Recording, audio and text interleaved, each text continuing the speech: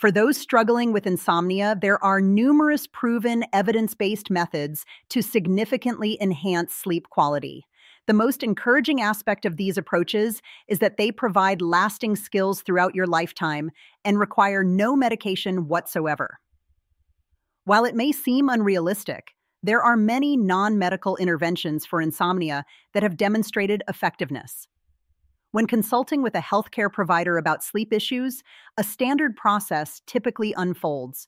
First comes an assessment, followed by a diagnosis, and then treatment proceeds along one of two paths. The focus here is on the non-pharmacological route, meaning treatments that don't involve drugs at all. It's worth noting that pharmacological options do exist and may be discussed separately if you and your healthcare provider determine that approach is appropriate for your situation. There are 6 primary types of non-pharmacological or behavioral treatments for insomnia. The first is sleep hygiene, which represents foundational recommendations that virtually everyone can benefit from. The core principles include regularizing your sleep-wake schedule, as consistency is essential. The human body operates most effectively when following regular patterns, and individuals with insomnia typically struggle with inconsistency. It's important to avoid stimulants and stimulating activities. Substances like caffeine, nicotine, and illicit drugs all work against quality sleep. Similarly, stimulating activities such as playing video games immediately before bed are counterproductive. Establishing a relaxing bedtime routine is fundamental to proper sleep hygiene. Once you've created structure and entered into a consistent process, anxiety naturally decreases, which is precisely what's needed. Additionally, having a conducive sleep environment is crucial. Sleep should be viewed as a performance activity, which means you need the right equipment to perform well. This is particularly critical for people with insomnia. There are extensive resources available for evaluating mattresses and pillows if you need guidance in this area. Another critical guideline: no naps if you're dealing with insomnia. This may seem counterintuitive when you're exhausted and desperate for even 5 or 10 minutes of rest, but napping lowers your sleep drive and makes it significantly more difficult to fall asleep at night. It's also highly recommended to eliminate alcohol and caffeine.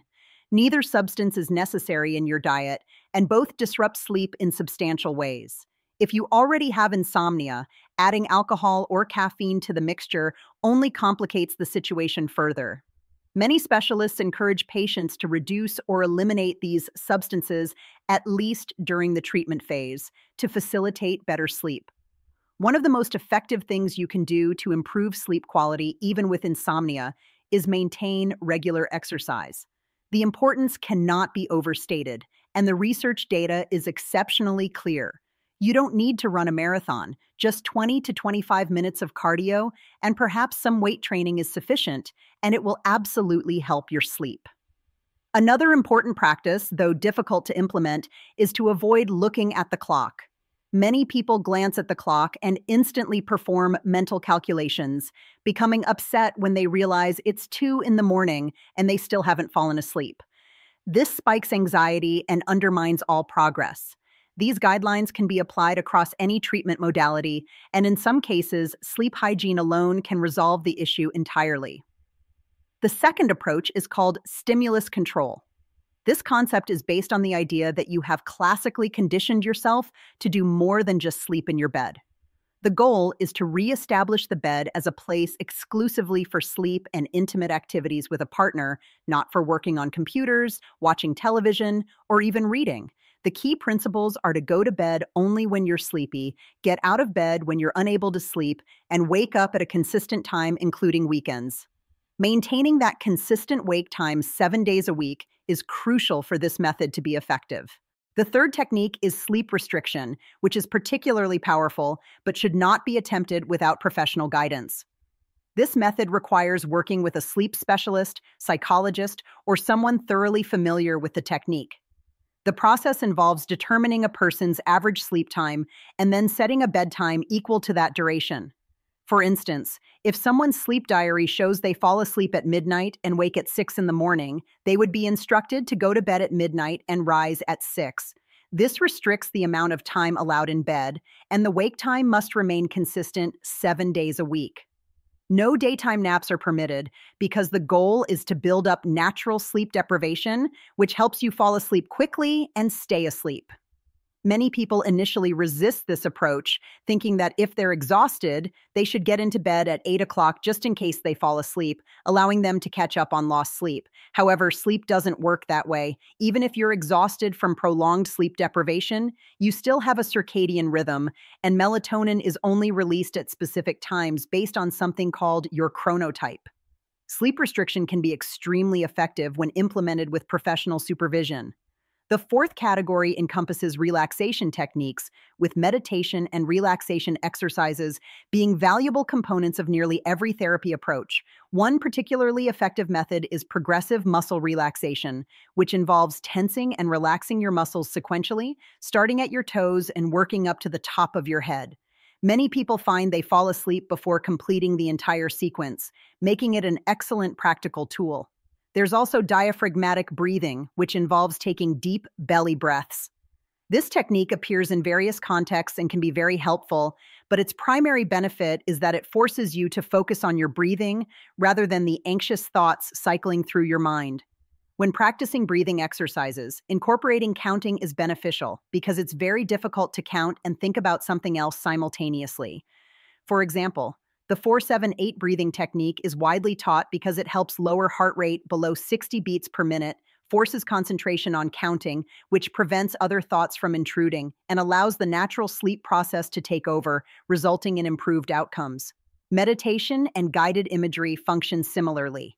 It depends on which mode resonates with you, whether you prefer listening to someone describe a peaceful scene, practicing meditation, focusing on gratitude, or concentrating on breathing patterns. The important thing is to give yourself adequate time to wind down. When dealing with insomnia, one of the most crucial skills is learning how to relax your body, whether just before sleeping or even if you wake during the night. The fifth and perhaps most significant approach is cognitive behavioral therapy for insomnia, commonly abbreviated as CBTI. What's particularly interesting is that cognitive behavioral therapy has proven highly effective for depression, and it turns out that some of the distorted thinking patterns that occur in depression also manifest with sleep issues. For example, if someone experiences performance anxiety right before bed and starts feeling anxious, this causes heightened arousal, which leads to insomnia. If you maintain unrealistic sleep expectations, such as believing you need to sleep exactly 8 hours and 14 minutes every single night, that's simply not going to happen consistently. Or perhaps you feel hopeless because you can't determine how to fall asleep. All of these mental patterns cause elevated arousal levels. Cognitive therapy addresses these thought patterns directly.